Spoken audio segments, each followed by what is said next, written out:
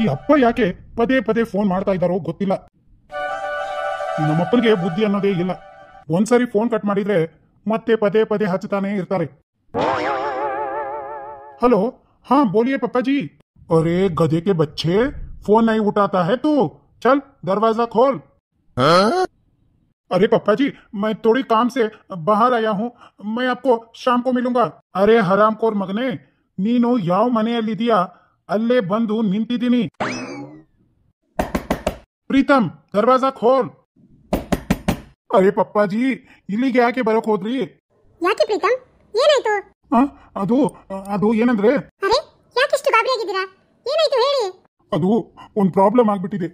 Problem ಏನು? ಅದು 2-3 ದಿವಸದಿಂದ ನಾನು ಮನೆಯಲ್ಲಿ ಸರಿಯಾಗಿ ಇರ್ತಿರ್ಲಿಲ್ಲ. ಅದಕ್ಕೆ ನಮ್ಮಪ್ಪ ನನ್ನ ಮಗ ಏನಾದ್ರೂ ಅಡ್ಡದಾರಿಗೆ ಹೋಗ್ತಿದ್ದಾನಾ ಏನು ಅಂತ ಚೆಕ್ ಮಾಡೋದಕ್ಕೆ ಇಲ್ಲಿಗೆ ಬಂದಿದ್ದಾರೆ. ಹೌದಾ? ಅಯ್ಯೋ, ನಾನು ಏನೋ ಅನ್ಕೊಂಡ್ಬಿಟ್ಟೆ. ಸರಿ, ಅಂಕಲ್ನ ಒಳ ಕರಿತೀನಿ. ಅರೆ ಮೇಡಮ್, ಹಾಗೇನಾದ್ರೂ ಮಾಡಿದ್ರೆ ನನ್ನ ಕತೆ ಮುಗೀತು. ಯಾಕೆ ಪ್ರೀತಮ್ ಇಷ್ಟೊಂದು ಹೆದರ್ಕೊಂಡಿದ್ದೀರಾ? ಅರೆ ಮೇಡಮ್, ನನ್ನ ಮದುವೆ ಆಗಿ 2 ಮಕ್ಕಳಿದ್ದಾರೆ. ಅದರಲ್ಲೂ ನಾನು ಇಲ್ಲಿ ಬಂದು ನಿಮ್ ಜೊತೆಲಿ ಇದ್ದೀನಿ ಅಂತ ನಮ್ಮಪ್ಪ ನೋಡ್ಬಿಟ್ರೆ ಮುಗೀತು ಕತೆ. ನನ್ನನ್ನ ಮನೆಯಿಂದ ಹೊರಗಡೆನೆ ಹಾಕಿಬಿಡ್ತಾರೆ. ನಾನಿರೋ ಪರಿಸ್ಥಿತಿನ ಈ ಮೇಡಮ್ಗೂ ಹೇಳೋ ಆಗಿಲ್ಲ. ಈ ಮೇಡಮ್ ಜೊತೆ ನಮ್ಮ ಅಪ್ಪನಿಗೆ ನಾನಿಲ್ಲಿ ಕಾಣಿಸ್ಕೊಂಡ್ರೆ ಅಯ್ಯೋ ದೇವ್ರೆ, ಎಂತ ಸಂಕಷ್ಟ ಪರಿಸ್ಥಿತಿ ತಂದೆಯಪ್ಪ. ಹಾ, ಒಂದ್ ಐಡಿಯಾ ಇದೆ ಮೇಡಮ್. ಪ್ಲೀಸ್ ನಿಮ್ ಹತ್ರ ಒಂದ್ ರಿಕ್ವೆಸ್ಟ್ ಮಾಡ್ಕೋತೀನಿ. ರಿಕ್ವೆಸ್ಟ್ ಏನು? ಏನಿಲ್ಲ, ನಮ್ಮಪ್ಪ ಬಂದು ಹೋಗೋವರೆಗೂ ನೀವು ಆ ರೂಮ್ ನಲ್ಲಿ ಕೂತಿರ್ತೀರಾ ಅಂತ. ಏನು? ನಾನು ರೂಮ್ ಅಲ್ಲಿ ಕುತ್ಕೋಬೇಕಾ? ಯಾಕೆ? ಅಲ್ಲ ಪ್ರೀತಮ್, ನಿಮ್ ತಂದೆಯವ್ರನ್ನು ನಾನು ನೋಡಿಲ್ಲ. ನೋಡ್ದಾಗುತ್ತೆ, ನಮ್ಮಿಬ್ರು ಪರಿಚಯನೂ ಆಗುತ್ತೆ. ಬರ್ಲಿ ಬಿಡಿ, ಏನಾಯ್ತು? ಮೇಡಮ್ ಪ್ಲೀಸ್, ನನ್ನ ಕಷ್ಟನ ಸ್ವಲ್ಪ ಅರ್ಥ ಮಾಡ್ಕೊಳ್ಳಿ. ಅದು ಫೋನಲ್ಲಿ ನಮ್ಮ ಅಪ್ಪನಿಗೆ ನಾನು ಒಬ್ಬನೇ ಇದ್ದೀನಿ ಅಂತ ಹೇಳ್ಬಿಟ್ಟಿದ್ದೀನಿ. ಇವಾಗ ನನ್ನ ಜೊತೆ ನಿಮ್ಮನ್ನ ನೋಡಿದ್ರೆ ನಮ್ಮಪ್ಪ ಏನಾದ್ರೂ ತಪ್ಪು ತಿಳ್ಕೋಬಾರ್ದು ಅಂತ. ಮೇಡಮ್ ಪ್ಲೀಸ್, ನೀವು ತಪ್ಪು ಅಪಾರ್ಥ ಮಾಡ್ಕೋಬೇಡಿ. ನಾನು ನಿಮ್ಮ ಒಳ್ಳೇದಕ್ಕೇನೆ ಹೇಳ್ತಾ ಇದ್ದೀನಿ. ಅದಕ್ಕೆ ನಮ್ಮಪ್ಪ ಬಂದು ಹೋಗೋವರೆಗೂ ನೀವು ಒಂಚೂರು ಆ ರೂಮ್ನಲ್ಲಿ ಕುತ್ಕೊಂಡ್ರೆ ಅವರು ಯಾಕೆ ಬಂದಿದ್ದಾರೆ ಏನು ಅಂತ ಕೇಳಿ ವಾಪಸ್ ಕಳಿಸ್ತೀನಿ. ಪ್ರೀತಮ್, ಈ ಮನೆನ ನನಗೆ ರೆಂಟಿಗೆ ಕೊಟ್ಟಿರೋದು ನಿಮ್ ತಂದೆಗೆ ಗೊತ್ತಿಲ್ವಾ? ಸಾರಿ ಮೇಡಮ್, ನಮ್ಮ ಅಪ್ಪನಿಗೆ ಈ ಮನೆ ಎಲ್ಲ ರೆಂಟಿಗೆ ಕೊಡೋದು ಅಷ್ಟು ಇಷ್ಟ ಇಲ್ಲ.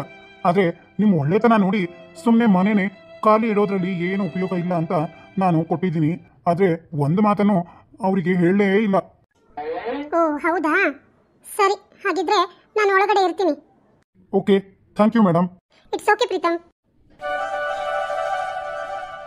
अरे प्रीतम, दरवाजा खोल. हाँ पापा जी आया. ಪಾಪಾ ಜಿ, ನೀವಿಲ್ಲಿಗೆ ಯಾಕೆ ಬಂದ್ರಿ? ಪ್ರೀತಮ್, ನೀನಿಲ್ಲಿ ಏನ್ ಮಾಡ್ತಾ ಇದೀಯಾ ಅದನ್ನು ಮೊದಲು ಹೇಳು. ಪಾಪಾಜಿ, ನನಗೆ ಮನೆಯಲ್ಲಿ ತುಂಬಾ ಬೇಜಾರಾಯ್ತು. ಅದಕ್ಕೆ ಸ್ವಲ್ಪ ಹೊತ್ತು ಇಲ್ಲಿ ಇದ್ದು ಹೋಗೋಣ ಅಂತ ಬಂದೆ. ಅದು ತಪ್ಪಾ? ಪ್ರೀತಮ್ ಬೇಟಾ, ನಿನ್ಗೆ ಏನ್ ಕಡಿಮೆ ಇದೆ ಮನೆಯಲ್ಲಿ ಬೇಜಾರು ಮಾಡ್ಕೊಳ್ಳೋದಕ್ಕೆ? ಒಳ್ಳೆ ಹೆಂಡತಿ, 2 ಮಕ್ಕಳು ಇದೆ, ಮತ್ತಿನ್ನೂ ಏನ್ ಬೇಕು? ಇಷ್ಟೊಂದು ಬೇಜಾನ್ ಆಸ್ತಿ ಮಾಡಿದೀನಿ, ಯಾಕೆ ನೀನು ಇಲ್ಲಿ ಒಬ್ಬನೇ ಬಂದು ಇರಬೇಕು? ಪಪ್ಪಾಜಿ, ಬೇಡ ಬೇಡ ಅಂದರು ಆ ಮಿನಿಸ್ಟರ್ ಮಗಳನ್ನ ನನಗೆ ಮದುವೆ ಮಾಡಿಸಿದ್ರಿ. ಅವಳು ಒಂದಿನಾನು ಗಂಡನ್ ತರ ನನ್ನ ನೋಡ್ಲೇ ಇಲ್ಲ. ಅರೇ ಪ್ರೀತಮ್ ಬೇಟಾ, ಅವರು ನಿನ್ಗೆ ಗಂಡನ ಹಾಗೆ ನೋಡಿಲ್ಲ ಅಂದ್ರು ಅವ್ರು ನಿಮ್ ಹೆಂಡ್ತಿನೇ ಇರ್ತಾರಲ್ಲ. ಪಪ್ಪ, ಅವಳು ಎಲ್ಲರ ಮುಂದೆ ನನಗೆ ಮಾನ ಮರ್ಯಾದೆ ಇಲ್ದ ಹಾಗೆ ಮಾತಾಡ್ತಾಳೆ. ಅದನ್ನ ಕೇಳಿದ್ರೆ ನನ್ನ ಮೈಯೆಲ್ಲ ಉರಿಯುತ್ತೆ. ಅರೇ ಪ್ರೀತಮ್, ಇಷ್ಟು ಚಿಕ್ಕ ವಿಷಯನ ತಲೆಯಲ್ಲಿ ಇಟ್ಕೊಂಡು ಏನು ನಿಂದು ಇದು ಕತೆ ಅಂತ. ಪಪ್ಪಾಜಿ, ನನಗೆ ಗುರ್ತು, ನಿಮ್ ಫ್ರೆಂಡ್ ಮಗಳು ಅಂತ ನೀವು ಅವಳು ಏನ್ ಮಾಡಿದ್ರು ತಲೆ ಮೇಲೆ ಮೆರೆಸ್ತೀರಾ. ಆದ್ರೆ ಅವಳು ಗಂಡ ಆಗಿ ನಾನು ಅದನ್ನ ಸಹಿಸಲ್ಲ. ಪಪ್ಪಾಜಿ, ನಿಮ್ಗೆ ಗೊತ್ತಿದೆಯಾ, ಒಂದಿನಾನು ನನ್ನ ಮಕ್ಕಳನ್ನ ಸರಿಯಾಗಿ ಜೋಪಾನ ಮಾಡೋದಿಲ್ಲ. ಬರೀ ಫ್ರೆಂಡ್ಸು, ಪಾರ್ಟಿ, ಪಬ್ಬು, ಕ್ಲಬ್ಬು, ಇಲ್ದೇ ಇದ್ರೆ ತಿಂಗಳಾನ್ಗಟ್ಲೆ ಔಟ್ ಆಫ್ ಕಂಟ್ರಿ ಟೂರು. ಇದನ್ನ ನಾನು ಏನಾದ್ರೂ ಕೇಳಕ್ ಹೋದ್ರೆ ನಿಂದೆಷ್ಟಿದೆ ಅಷ್ಟು ಮಾಡ್ಕೊಂಡು ಹೋಗಯ್ಯ ಮುಚ್ಕೊಂಡು ಅಂತಾಳೆ. ಪ್ರೀತಮ್ ಬೇಟಾ, ಇದೆಲ್ಲ ನನಗೆ ಗೊತ್ತಿಲ್ಲ ಅಂತ ತಿಳ್ಕೊಂಡಿದ್ಯಾ? ಇದೆಲ್ಲ ನನಗೆ ಗೊತ್ತು. ಆದ್ರೆ ನಮ್ ಬಿಸ್ನೆಸ್ ಡಿಪೆಂಡ್ ಆಗಿರೋದು ಅವರಪ್ಪನ ಮೇಲೇನೆ. ನಾವೇನಾದ್ರೂ ಅವಳು ಇಷ್ಟಕ್ಕೆ ವಿರುದ್ಧವಾಗಿ ನಡ್ಕೊಂಡ್ರೆ ಅದು ಅವರಪ್ಪನಿಗೆ ಇಷ್ಟ ಆಗಲ್ಲ. ಆಮೇಲೆ ಅವನು ನಮ್ಮ ಬಿಸ್ನೆಸ್ಗೆ ತುಂಬಾ ತೊಂದರೆ ಮಾಡ್ತಾನೆ. ಆಮೇಲೆ ನನಗೂ ಏನೂ ಇಲ್ಲ, ನಿನಗೂ ಏನೂ ಇಲ್ಲ, ಗೋವಿಂದ ಗೋವಿಂದ ಹೋಗ್ತೀವಿ. ಪ್ರೀತಮ್ ಬೇಟಾ, ತುಮಾರ ಜಸ್ಪಾತ್ ನನಗೆ ಅರ್ಥ ಆಗುತ್ತೆ. ಆದ್ರೆ ಕೆಲವೊಂದ್ಸರಿ ಒಂದನ್ನ ಪಡ್ಕೋಬೇಕು ಅಂದ್ರೆ ಇನ್ನೊಂದನ್ನ ಬಿಡ್ಲೇಬೇಕು. ಅಷ್ಟಕ್ಕೂ ನೀನ್ ಯಾಕೋ ಇಷ್ಟೊಂದು ತಲೆ ಹಚ್ಕೊಂಡಿದ್ಯಾ? ನೀನ್ ಹೂ ಅಂದ್ರೆ ದಿನ ಒಬ್ಬ ಹುಡುಗಿ ನಿನ್ನ ಹತ್ರ ಬರ್ತಾರೆ. ಅವಳ ಪಾಡಿಗೆ ಅವಳು, ನಿನ್ನ ಪಾಡಿಗೆ ನೀನು, ನಿನ್ ಲೈಫ್ನಲ್ಲಿ ನೀನು ಆರಾಮ್ ಎಂಜಾಯ್ ಮಾಡ್ತಾ ಇರೋ. ಅಪ್ಪಾಜಿ, ಸಣ್ಣ ವಯಸ್ಸಿನಲ್ಲೇ ತಾಯಿ ಕಳ್ಕೊಂಡಿರುವಂತ ನನಗೆ ಒಳ್ಳೆ ಬಾಳ ಸಂಗಾತಿ ಬೇಕು ಅಂತ ನನ್ನ ಮನಸ್ಸು ಹೇಳ್ತಾ ಇದೆ. ನನ್ನ ಜೀವನದಲ್ಲೂ ನನಗೂ ಕೆಲವಷ್ಟು ಆಸೆಗಳಿದಾವೆ. ಆ ಆಸೆ ಈಡೇರಬೇಕು ಅಂದ್ರೆ ನಾನು ಅವಳಿಗೆ ಡಿವರ್ಸ್ ಕೊಡ್ತೀನಿ. ಕ್ಯಾ ಡಿವರ್ಸ್ ಕೊಡ್ತೀಯಾ? ಪ್ರೀತಮ್, ನೀನು ಹೋಶ್ನಲ್ಲಿ ಇದೆಯಾ ಇಲ್ವಾ? ಏನು ಬೆಳಗ್ಗೆನೆ ಕುಡ್ಕೊಂಡು ಕುಂತಿದೀಯಾ? ನೈ ಪಪ್ಪಾಜಿ, ಮೈ ಉಸ್ಕೋ ಡಿವರ್ಸ್ ದೇ ದೂಂಗಾ. ಅರೇ ಪಾಗಲ್ ಬೇಟಾ, ಅವಳಿಗೆ ಡಿವರ್ಸ್ ಕೊಡ್ಸೋ ಹಾಗಿದ್ರೆ ಯಾವಾಗಲೇ ಕೊಡಿಸ್ತಾ ಇದ್ದೆ. ಆದ್ರೆ ಡಿವರ್ಸ್ ಕೊಟ್ರೆ ಎರಡು ಮಂದಿ ನಡುವೆ ಸಂಬಂಧ ಹಳಸಿ ಹೋಗುತ್ತೆ. ಆಮೇಲೆ ನಾವು ಬೆಳೆಯೋದಲ್ಲ, ನಮ್ಮನ್ನ ನೋಡಿದ್ರೆ ಚಿಕ್ಕ ಇರುವೇನು ಹೆದರಲ್ಲ ಕಣೋ. ಹುಲಿ ಹಾಗೆ ಬದುಕದವರು ಇಲ್ಲಿ ತರ ಯಾವುದೋ ಒಂದು ಗುದ್ದಲಿ ಮುಚ್ಕೊಂಡು ಕೂರ್ಬೇಕಾಗತ್ತೆ.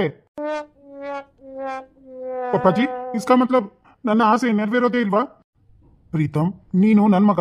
ನೀನ್ ಏನಾದ್ರೂ ಆಸೆ ಪಟ್ರೆ ಇಲ್ಲಿವರೆಗೂ ನಾನು ಕೊಡಿಸಲ್ಲ ಅಂತ ಯಾವಾಗ್ಲಾದ್ರೂ ಹೇಳಿದೀನಾ?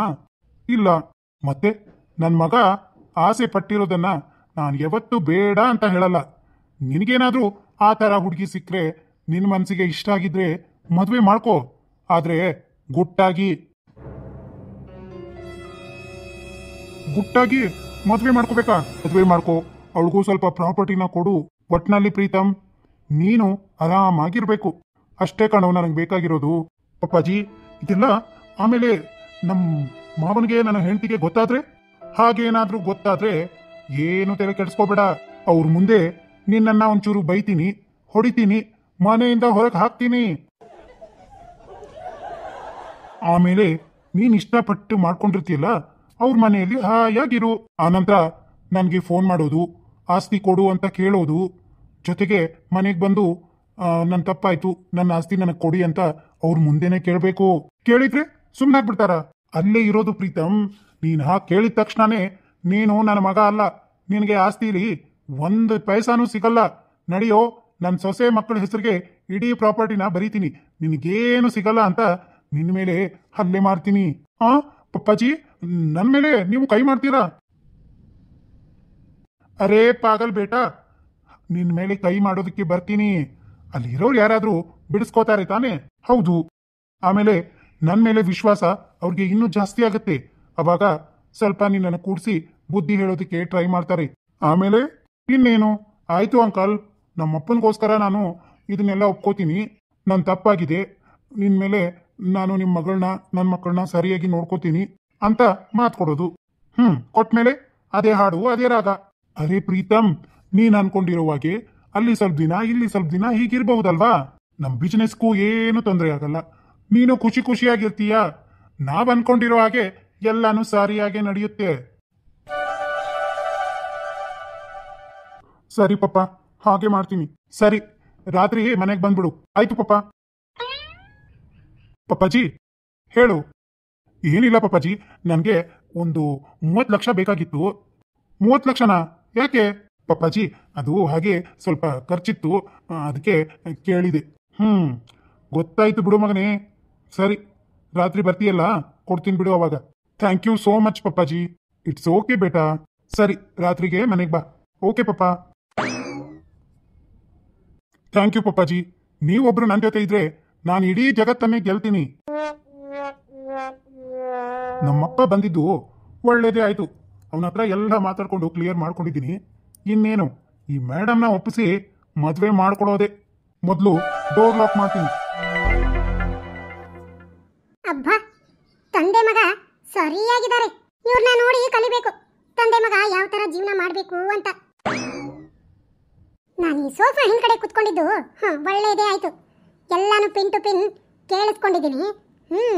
ಮುಂದಿನ ಗಾಳನ ನಾನೇ ಹಾಕ್ತೀನಿ. ಪ್ರೀತಮ್, ಈ ಪ್ರೇಮಳ ಜಾಲದಲ್ಲಿ ಸಿಕ್ಕಾಕೊಳ್ಳೋದಕ್ಕೆ ರೆಡಿಯಾಗು ಕಣೋ. ನನ್ನ ಗಂಡನಿಗೆ ಮಾಡಿದ ಮೋಸ ಅನ್ಯಾಯಕ್ಕೆ ಸರಿಯಾದ ಪ್ರತಿಕಾರನೇ ಕೊಡ್ತೀನಿ. ಮುಂದೆ ಇದೆ ನಿನಗೆ ಮಾರಿ ಹಬ್ಬ.